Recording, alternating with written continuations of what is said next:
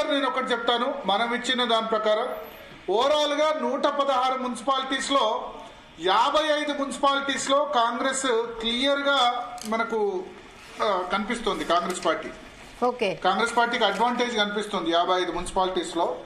తర్వాత BRS 27 municipalities లో advantage కనిపిస్తుంది. భారతీయ జనతా పార్టీ 4 మున్సిపాలిటీస్, మనం మున్సిపాలిటీసే మాట్లాడుతున్నాం. ఇది ఎంఐఎం ఒకటి టఫ్ ఫైట్, అంటే ట్రయాంగులర్ ఫైట్ అనుకోండి, లేదా బీఆర్ఎస్ కాంగ్రెస్ మధ్య అనుకోండి, లేదా బీజేపీ కాంగ్రెస్ మధ్య, లేదా బీఆర్ఎస్ బీజేపీ మధ్య టఫ్ ఫైట్ ఉన్నవి 29 నియోజకవర్గాల్లో మనకు క్లియర్ టఫ్ ఫైట్ కనిపిస్తున్న పరిస్థితి. సో ఒక విధంగా చెప్పాలంటే రిజల్ట్స్ మున్సిపల్ ఎన్నికలు అంత కాంగ్రెస్ అధికార పార్టీ ఉంది, అధికార పార్టీ హవా కనిపిస్తుంది, అంత క్లియర్ గా కాంగ్రెస్ ఫేవర్ లో ఉన్నట్టు మనకు కనిపించట్లేదు. ఎందుకంటే last time majority municipalities last time వచ్చేసి బీఆర్ఎస్ కు వచ్చేసాయి. ఒక 4-5 మున్సిపాలిటీస్ తప్ప అన్నిట్లో కూడా చాలా క్లియర్ లీడ్ మనకు వచ్చిన పరిస్థితి కనిపిస్తుంది. సో అందుకని వన్ సైడ్ రిజల్ట్ ఏమీ లేదు, చాలా తగ్గఫర్ ఉన్నట్టే మనం చెప్పాల్సి ఉంటుంది. ఇప్పుడు వరకు వచ్చిన ఇప్పుడు పీపుల్స్ పల్స్ కూడా అదే చెప్పింది, 55 నుంచి 60 కాంగ్రెస్కి వస్తాయి, బీఆర్ఎస్ 27 నుంచి 32, బీజేపీ 4 నుంచి 6, ఎంఐఎం 1 లేదా 2 అని చెప్పి. సో ఇది ఓవరాల్ గా ఇచ్చిన సర్వే. మన నెట్వర్క్, మన Zee Telugu news reporters network అందించిన సర్వే కూడా అదే చెప్తోంది.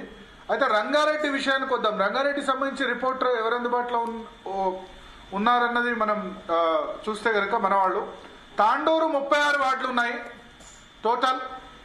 తాండూరులో కొంత ముస్లిం మైనారిటీ ప్రాబల్యం కూడా ఉంటుంది.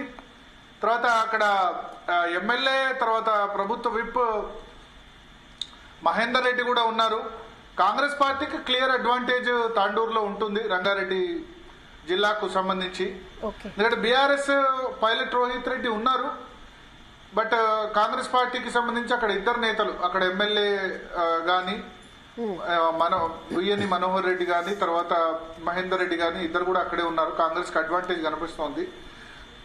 వికారాబాద్ చూసుకుంటే 34 వార్డులు వికారాబాద్ లో ఉన్నాయి. స్పీకర్ ప్రసాద్ కుమార్ ప్రాతినిధ్యం వహిస్తున్న నియోజకవర్గం వికారాబాద్.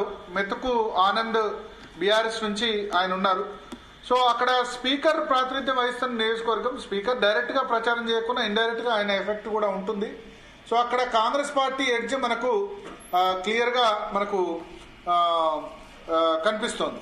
సో ఇది వికారాబాద్ సంబంధించిన పరిస్థితి. ఇక ఇబ్రహీంపట్నం, అక్కడ మల్రెడ్డి రంగారెడ్డి మంత్రి పదవి ఆస్పిరెంట్, కానీ మంత్రి పదవి ఇవ్వలేదు. మంచిరెడ్డి కిషన్ రెడ్డి, ఆయన బీఆర్ఎస్ నుంచి కూడా గట్టిగా ప్రయత్నం చేశారు. టఫ్ ఫైట్ కనిపిస్తోంది ఇబ్రహీంపట్నంలో, కాంగ్రెస్ వర్సెస్ బీఆర్ఎస్. నిజానికి మొత్తం గ్రేటర్ హైదరాబాద్ పరిధిలో లేదా జిహెచ్ఎంసీ హెచ్ఎండిఏ పరిధిలో కాంగ్రెస్ పార్టీ ఏకైక ఎమ్మెల్యే గెలిచింది మల్రెడ్డి రంగారెడ్డి మాత్రమే. మిగతా ఎక్కడా కూడా సిటీలో కాంగ్రెస్ గెలవలేదు. బట్ అయినప్పటికీ అక్కడ కొంత బీఆర్ఎస్ టఫ్ ఫైట్ ఇస్తున్న పరిస్థితి, కాంగ్రెస్ వర్సెస్ బీఆర్ఎస్ అన్న విధంగా ఉంది. ఇక మొయినాబాద్ సిటీ శివార్లో ఉంటుంది. చాలా మంది రాజకీయ నాయకుల ఫామ్ హౌస్లు ఇక్కడ ఉంటాయి. 26 వార్డులు ఉన్నాయి. చేవెళ్ల అసెంబ్లీ నియోజకవర్గం కిందకి వస్తుంది. కాళ యాదయ్య ఇక్కడ ఎమ్మెల్యే, చేవెళ్ల ఎమ్మెల్యే. అయితే కాళ యాదయ్య బీఆర్ఎస్ నుంచి గెలిచి కాంగ్రెస్ పార్టీలోకి ఫిరాయించారు. అయితే ఇక్కడ సబితా ఇంద్రారెడ్డి ఆమె కుమారుడు కార్తీక్ రెడ్డి, వీళ్ళు చాలా ప్రెస్టీజియస్ గా తీసుకున్నారు. ఎందుకంటే చేవెళ్ల నియోజకవర్గం అంటే గుర్తుకొచ్చేది సబితా ఇంద్రారెడ్డి. మనకు గుర్తునే ఉంటుంది, రాజశేఖర రెడ్డి హయాం నుంచి కూడా చేవెళ్ల చెల్లెమ్మ అనేవాళ్ళు సబితా ఇంద్రారెడ్డిని. 2004లో ఆమె రాజశేఖర రెడ్డి మంత్రివర్గంలో గెలిచి గనురు భూగర్భ వనరుల శాఖ మంత్రిగా అయినారు. బట్ 2009లో ఆమె మహేశ్వరంకు రావాల్సి వచ్చింది, ఎందుకంటే అది ఎస్సీ రిజర్వ్ నియోజకవర్గం అయింది చేవెళ్ల. డీలిమిటేషన్ లో ఆమె మహేశ్వరం నియోజకవర్గంకి వచ్చారు, చేవెళ్ల ఎస్సీ నియోజకవర్గం అయింది. సో చేవెళ్ల అంటే మనకు సబితా ఇంద్రారెడ్డి గుర్తుకొస్తారు.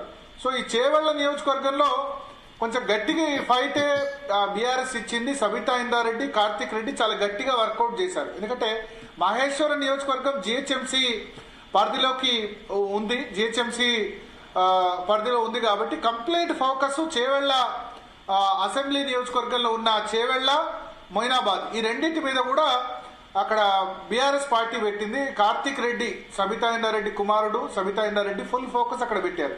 సో ఆ ఎఫెక్ట్ మనకు కనిపిస్తుంది. మొయినాబాద్ లో 26 వార్డుల్లో కాంగ్రెస్ వర్సెస్ బీఆర్ఎస్ గా కనిపిస్తోంది.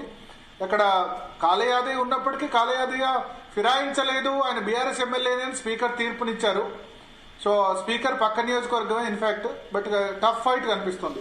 చేవెళ్ల 18 వార్డులు ఉన్నాయి, అక్కడ కొంత స్లైట్లీ ఎడ్జ్ టువర్డ్స్ కాంగ్రెస్ మనకు కనిపిస్తుంది. ఇక అలియాబాద్, ఇది ఇప్పుడు మనం మాట్లాడుకుంది ఏంటి, వికారాబాద్ అంటే రంగారెడ్డిలో ఉన్న ఇంటీరియర్ రంగారెడ్డి, తాండూరు, వికారాబాద్, ఇబ్రహీంపట్నం, మెయినాబాద్, చేవెళ్ల, ఇవన్నీ కూడా ప్రధానంగా ఏంటంటే వికారాబాద్ జిల్లాకు సంబంధించినవి. అట్లాగే మనం కోస్గి నియోజకవర్గం ముఖ్యమంత్రి రేవంత్ రెడ్డి పరిధిలోకి వస్తుంది. వికారాబాద్ జిల్లాలోనే రేవంత్ రెడ్డి వాళ్ళ ఓటు కూడా వేసేశారు ఆయన. కోస్గి 16 వార్డులు ఇక్కడ రేవంత్ రెడ్డి సోదరుడు తిరుపతి రెడ్డి దగ్గరుండి పర్యవేక్షించారు. కాంగ్రెస్ పార్టీ క్లియర్ ఎడ్జ్ మనకి ఇక్కడ కోస్గి నియోజకవర్గంలో మనకు క్లియర్ గా కనబడుతుంది కాంగ్రెస్ పార్టీ. అదేవిధంగా మద్దూర్ ఒకటి ఉంది. మద్దూర్లో కాంగ్రెస్ వర్సెస్ బీఆర్ఎస్ పోటీ మనకు మద్దూర్ మున్సిపాలిటీలో మనకు కనిపిస్తున్న పరిస్థితి మద్దూర్ మున్సిపాలిటీ. సో ఇది కొంత మద్దూరు సంబంధించి నారాయణపేట జిల్లాలో ఉంటుంది, కానీ కొడంగల్ నియోజకవర్గం ఇది కూడా అంటే రేవంత్ రెడ్డికి సంబంధించిన నియోజకవర్గమే. అయితే క్లియర్ గా రేవంత్ రెడ్డి నియోజకవర్గం అయినప్పటికీ అంత క్లియర్ గా అంటే ఎక్కడైతే మనం ఇప్పుడు కోస్గిలో చెప్పగలుగుతున్నాం గన్ షాట్ గా అది రేవంత్ రెడ్డి కాన్స్టిట్యున్సీ, రేవంత్ రెడ్డి ప్రాతినిధ్యం వహిస్తున్న నియోజకవర్గం, అది ఖచ్చితంగా కాంగ్రెస్ పార్టీకి వస్తుందని చెప్తున్నాం. బట్ మద్దూరులో కొంత టఫ్ ఫైట్ ఉందట కాంగ్రెస్ వర్సెస్ బీఆర్ఎస్.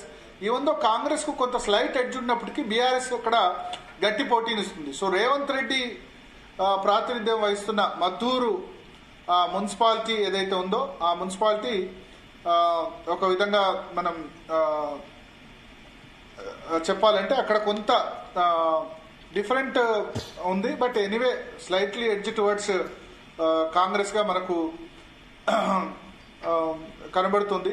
సో ఈ ఏం జరుగుతుందన్నది మనం ఈ మున్సిపాలిటీకి సంబంధించి చూడాలి. అట్లాగే పరిగి నియోజకవర్గం, ఇక్కడ 12 వార్డులు కాంగ్రెస్ పార్టీ ఎమ్మెల్యే రామ్మోహన్ రెడ్డి ఉన్నారు. క్లియర్ గా కాంగ్రెస్ పార్టీకి ఎడ్జ్ కనిపిస్తోంది. శంకర్పల్లి నియోజకవర్గం ఉంది, 15 వార్డులు ఉన్నాయి, కాంగ్రెస్ పార్టీకే క్లియర్ ఎడ్జ్ మనకు కనిపిస్తోంది. అయితే ఇక మల్లారెడ్డి, మేడ్చల్ మల్కాజ్గిరి పరిధిలో మల్లారెడ్డి మాత్రం బీఆర్ఎస్ కు క్లియర్ గా డెలివర్ చేసినట్టుగా మనకు అర్థమవుతుంది. క్లియర్ మల్లారెడ్డి బీఆర్ఎస్ పార్టీని ముందంజలో నిలిపినట్టు మనకు అర్థమవుతుంది. మల్లారెడ్డిని మనం చాలా మంది కూడా జోకర్ అనుకుంటాం, లేకపోతే ఇంకో విధంగా అనుకుంటాం, చాలా కామెడీ చేస్తారు అని అనుకుంటాం. కానీ మల్లారెడ్డి రిజల్ట్ మీరు చూడండి, ఆయన 2 సార్లు ఎమ్మెల్యేగా గెలిచారు, అంతకుముందు తెలుగుదేశం పార్టీ తరఫున ఎమ్మెల్యేగా గెలిచారు. సో పబ్లిక్ లో ఆయన బాగా కనెక్ట్ అయి ఉన్నారు. మల్లారెడ్డి చాలా డెలివర్ చేసినట్టుగా మనకు కనబడుతుంది. మల్లారెడ్డి పరిధిలో ఇంతకుముందు మేడ్చల్ పరిధిలో మొత్తం ఆ జెడ్పీటీసీలు ఉండే, అక్కడ కొత్త మున్సిపాలిటీస్ 3 మున్సిపాలిటీస్ ను కొత్తగా చేశారు. మల్లారెడ్డి నియోజకవర్గమైన మేడ్చల్ నియోజకవర్గంలో కొత్తగా 3 మున్సిపాలిటీ చేశారు. 3 చింతలపల్లి, ఎల్లంపేట, అలియాబాద్, ఈ 3 కూడా మనకు బీఆర్ఎస్ ఎడ్జ్ కనిపిస్తుంది. సో క్లియర్ గా ఒక విధంగా చెప్పాలంటే మల్లారెడ్డి భారత రాష్ట్ర సమితికి డెలివర్ చేసి పెట్టారని చెప్పాలి. ఇంత క్లియర్ గా బహుశా ఇంకెవరి నియోజకవర్గాల్లో కూడా వచ్చి ఉండదు. మల్లారెడ్డి ప్రభంజనం మనకు కనిపిస్తుంది. అలియాబాద్ లో 20 వార్డులు ఉన్నాయి, అక్కడ బీఆర్ఎస్ గెలిచే పరిస్థితి మనకు కనిపిస్తుంది. 3 చింతలపల్లి 24 వార్డులు ఉన్నాయి, అక్కడ కూడా బీఆర్ఎస్ గెలిచే పరిస్థితి కనిపిస్తుంది. ఎల్లంపేట 24 వార్డులు ఉన్నాయి బీఆర్ఎస్. నిజానికి ఇది మేడ్చల్లో గ్రామీణ ప్రాంతం, అన్ని గ్రామాలు కలిపి ఇక్కడ మున్సిపాలిటీ చేశారు. కానీ క్లియర్ గా అక్కడ మనకి మల్లారెడ్డి ఏదైతే ఆయన ప్రయత్నం చేశారో ఆ టికెట్ కానీ మల్లారెడ్డి ఎలక్షనీరింగ్ కానీ, డబ్బుల్లో కూడా మల్లారెడ్డిని ఢీకొట్టే వాళ్ళు వేరే వాళ్ళు ఉండరు, క్యాండిడేట్లను కూడా డబ్బులు ఉన్న వాళ్ళని సెలెక్ట్ చేస్తారు, ఆయన కూడా చేశారు. సో మల్లారెడ్డి డెలివర్ చేశారని చెప్పొచ్చు బీఆర్ఎస్ పార్టీకి. నేను ఇంతకుముందు చెప్పినట్టు మరొకసారి రిపీట్ చేస్తున్నాం, మల్లారెడ్డిని మనం అంతా కూడా చాలా లైట్ గా తీసుకుంటాం. ఏమంటారంటే ఆయన జోకులు వేస్తూ ఉంటాడు అదేననుకుంటాం, మల్లారెడ్డి మీద జోకర్ గా లేకపోతే ఇదో విధంగా చెప్తుంటాం. కానీ పాలిటిక్స్ లో మాత్రం మల్లారెడ్డి చాలా క్లియర్ గా డెలివర్ చేసి పెట్టారని చెప్పాలి. అలియాబాద్, మూడు చింతలపల్లి, ఎల్లంపేట 3 మేడ్చల్ పరిధిలో ఉన్నాయి. మేడ్చల్ మల్కాజ్గిరిలో కాంగ్రెస్ పార్టీకి ఇప్పటికి కూడా పెద్ద ఫిగర్ మనకు కనిపించట్లేదు. మల్లారెడ్డి చాలా క్లియర్ గా 30,000 ఓట్లతో వజ్రేష్ యాదవ్ మీద గెలిచారు. బట్ ఇప్పుడు మనం చూస్తే కనుక రంగారెడ్డి జిల్లాలో, ఉమ్మడి రంగారెడ్డి జిల్లాలో మేడ్చల్ మల్కాజ్గిరి, నార్త్ రంగారెడ్డి డిస్టిక్ లో మాత్రం బీఆర్ఎస్ ప్రభంజనమే మనకు కనిపిస్తోంది. ఈ 3 వార్డుల్లో కూడా ఈటెల రాజేందర్ తిరిగారు. కొత్త మున్సిపాలిటీస్, నిజానికి ఇవన్నీ కూడా గ్రామీణ ప్రాంతాలన్నింటినీ కూడా చేశారు. బట్ కొంత మనకు ఎల్లంపేట, అలియాబాద్ లో కొంత బీఆర్ఎస్ పోటీనిచ్చింది. బీజేపీ పోటీనిచ్చింది. 3 చింతలపల్లి అయితే బీజేపీ పెద్దగా పోటీ లేదనే చెప్పాల్సి ఉంటుంది. సో అక్కడ మనకు చాలా క్లియర్ గా ఈ ఏదైతే ఉందో మల్లారెడ్డి డెలివర్ చేశాలని మనం చెప్పాల్సి ఉంటుంది. ఉమ్మడి రంగారెడ్డి జిల్లాకు సంబంధించి రవితేజ ఉన్నారా? ఈసీఆర్ రంగారెడ్డి జిల్లా కవర్ చేసిన వాళ్ళు రవితేజ ఉన్నారా? ఎస్, రవితేజ ఉంటే కనుక ఒకసారి లైన్ లో తీసుకుందాం. ఎస్, రవితేజ రెడీగా ఉన్నారు. రవితేజ ఎస్, అన్ని కలిపి చెప్తున్నా. Yes Ravi Teja. So Ravi Teja join అయినంతలో ఉమ్మడి రంగారెడ్డి జిల్లాలో కొంత మిక్స్డ్ రిజల్ట్స్ ఉంది. రేవంత్ రెడ్డి వికారాబాద్ జిల్లా నేటివ్, యాక్చువల్లీ రేవంత్ రెడ్డి జిల్లా కూడా వికారాబాద్ జిల్లా కిందకే వస్తుంది. కొడంగల్ కాన్స్టిట్యున్సీలో మెజారిటీ వికారాబాద్ జిల్లా కిందకే వస్తుందని చెప్పాలి. మహబూబ్ నగర్ లో ఇంతకు ముందు ఉంది. బట్ జిల్లాల పునర్విభజనలో వికారాబాద్ లో మెయిన్ గా కొడంగల్ అయినా, కోస్గి అయినా ఇవన్నీ కూడా వికారాబాద్ జిల్లాలో కలిసాయి. So Revanth Reddy native district, ఈ నేటివ్ డిస్టిక్ లో కొంత సబితా ఇంద్రారెడ్డి, అంటే చేవెళ్ల ప్రాంతం మాత్రం సబితా ఇంద్రారెడ్డి, కార్తిక్ రెడ్డి కొంత టఫ్ ఫైట్ ఇచ్చారు. అంటే లీడర్ బీఆర్ఎస్ గట్టిగా లీడర్ ఉన్న చోట డెఫినెట్ గా వాళ్ళు డెలివర్ చేశారు. అండ్ మద్దూరు మున్సిపాలిటీ అయితే మరి కాంగ్రెస్ ఎడ్జ్ ఉంది, కానీ ముఖ్యమంత్రి రేవంత్ రెడ్డి ప్రాతినిధ్యం వహిస్తున్న చోట క్లియర్ ఎడ్జ్ అయితే లేదని మన reporters, maybe it maybe correct or wrong, but మన రిపోర్టర్స్ నెట్వర్క్ ఇస్తున్న ఫీడ్బ్యాక్ ప్రకారం కొంత డిఫికల్టీ ఉంది. బట్ కోస్గిలో మాత్రం చాలా ఈజీగా రేవంత్ రెడ్డి సేల్ అవుతున్న పరిస్థితి మనకు కనిపిస్తోంది. సో రవితేజ జాయిన్ అయితే చెప్పండి ప్లీజ్. రవితేజ రెడీగా ఉన్నారు. రంగారెడ్డి జిల్లా